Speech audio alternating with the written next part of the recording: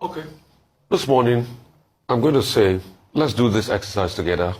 Fellow Nigerians watching, pick up a calculator, wherever you might be this morning, and calculate this. 87 plus 26. 87 trillion, the debt we have on ground, plus 26, the debt that is proposed that will borrow in the mid-term expenditure framework. 26 trillion plus 7 trillion. That'll give you about 113 trillion. That's where we're still going with the borrowing. Let me also shock you. In the last 21 years, our debt profile increased by over 600%. I'll read a very exciting thing to you this morning. It might shock you. There is a news article from 31st of July 2021 in the Cable. It says, from Obasanjo to Buhari, our federal government's debt profile surged 685% to 26.9 trillion in 21 years. I'm sure if you remember, at some point we had our debt forgiven, largely by the Paris Club. When President Jonathan was leaving power, the debt stock was about 12 billion in dollar terms. Today it surged to over 50 billion in dollar terms. That's the kind of country we've built. But in all of this, ask, what did President Buhari do with all the money he borrowed? I'm sure they'll probably show you a rail line. Ibadan to Lagos rail line with all of its challenges, and the train stopping in the middle of the road because of no diesel. Kaduna rail line that we couldn't put in security infrastructure and people were kidnapped and a doctor died and many other people died.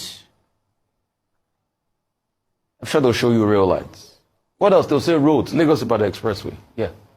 What else? They'll show you other infrastructure projects. How does this affect the people? What have we done with all the money we've borrowed? We've squandered riches. We've printed more money, we've borrowed, we've increased the debt stock at the detriment of Nigerian people. And that's why we're asking more questions from President Tinubu. What are you going to do with this money you want to borrow now? Yeah, you might claim it's been approved before. What are you going to do with it? Because the supplementary budget the other time was to buy luxury cars and a couple of other things.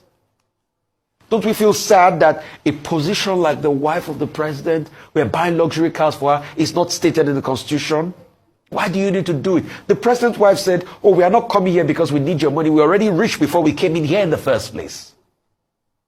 They could have afforded their cars. Then we talked about the yachts. Then we all saw what happened. Now we're passing another loan. Is it after the state governors are spending billions of naira on frivolous activities and incurring more debt to the future generation yet unborn? Please humor me. If all these loans we take, if we can see the direct knock-on investment on Nigerians, I will be the first one to say, borrow more. We're seeing what you're doing with the money. But we're spending it on frivolities. And we forget we have to pay back this money someday. And because of the law, we're having a knock-on effect on inflation. Most of the money we printed in ways and means. But remember the inflationary pressures all of that brought. We've not settled all of that.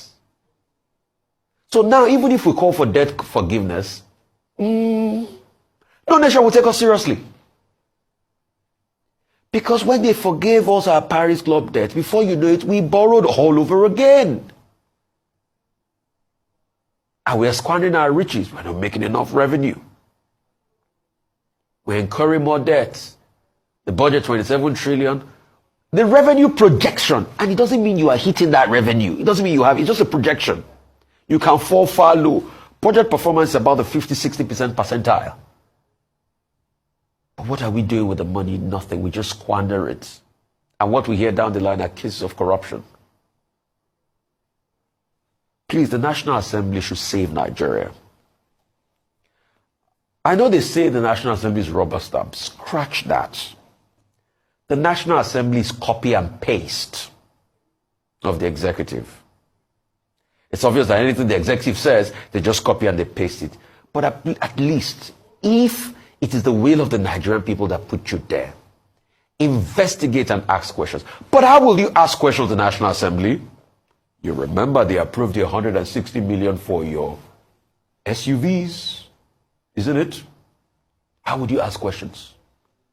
Because you're also in there as complicit while the people bleed. Have a conscience.